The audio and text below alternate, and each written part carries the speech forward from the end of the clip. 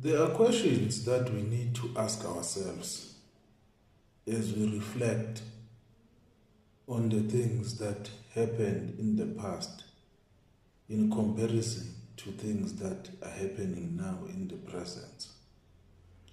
We have to ask ourselves, what happened to all of the NGOs that are said to be fighting for the people and preserving the Constitution? Those NGOs are nowhere to be seen. We have discussions about a further increase of the value-added tax. We have discussions of more austerity measures. We have discussions of decreasing the wage bill for public servants. We have discussions of further increases of electricity prices. And we have facts and realities like the biggest unemployment since Lord knows when. Things are bad. The crime levels are as high as ever. But you don't see any of those NGOs. You don't see Helen Suzman Foundation.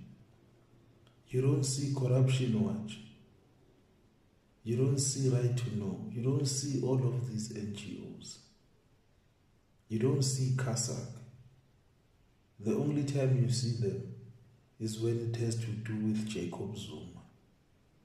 Then you will see them shout the loudest and talk about how they are fighting to preserve the rule of law.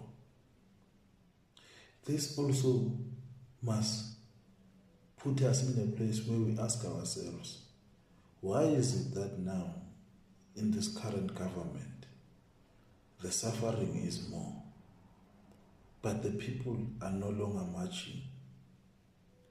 Where is Save SA? Save SA was the loudest organization that was formed during the term of that man from Nkandla. But today, we don't see them anywhere. They were marching back when Zuma was president.